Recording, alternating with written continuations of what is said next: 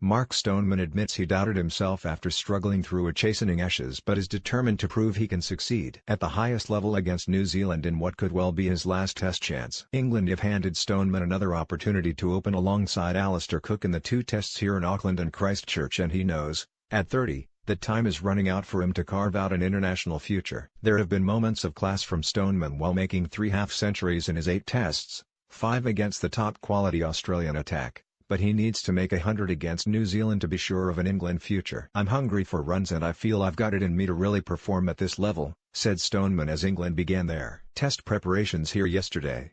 "I've shown glimpses, but that's been the problem, it's only been glimpses, and if I can produce some really good stuff here, hopefully I can have a successful international career." The soul-searching for Stoneman came in his wife's home city of Sydney, where he spent 5 weeks after the 4-0 Ashes thrashing, taking stock and trying to convince himself that he has what it takes. "I judge myself pretty harshly," admitted Surrey's adopted Geordie. "Having individual uncertainty is where my problems started cropping up. It took a couple of weeks after the Ashes for me to sit back, look through it all and say, right, there's some good stuff there, but what was wrong at other times was probably my thought process. What I have to do if I play and miss or get a good ball is think that's life and draw a line through it, not start analyzing myself out in the middle or anything like that. I've got to trust everything that got me to this level. Problems start arising when you live on the peaks and troughs. I just want to stay on a level now, work hard at my cricket, and at the end of the day what will be will be. I've had a few weeks of reflection to understand where I'm at. I put myself on trial at times and I always put myself under pressure. I'm expecting good things of myself now, that's the most important thing."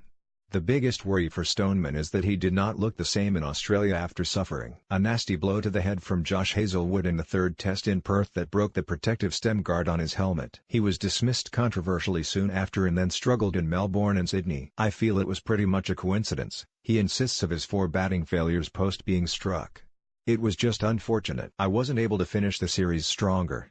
Now he hopes to follow the example of his opening partner when he comes up against another world-class test seam attack here in Trent Boult, Tim Southee and Neil Wagner. "I've got to score big runs," said Stoneman. "I've got the shots and I feel I've got the technique, I've just got to apply it for a bit longer. What I've done for 3 hours to get 50 I've got to do for 6 hours to get 100. There is no better example than Cookie. He gave a classic demonstration of everything he's about in the double hundred in Melbourne. When you're facing a top attack you have to make the most of it when conditions are in your favor. It's nice to have that bit of faith shown in me by the selectors now. They've seen something in what I've done so far to hopefully show there's a good international career there to be unlocked. So that's the kind of expectations and pressure I'm putting on myself to try to fulfill that." England will practice with a pink ball under lights in tomorrow's 2-day warm-up match here at Seddon Park ahead of New Zealand's first day night test in Auckland before reverting to the red ball for the second practice match on Friday.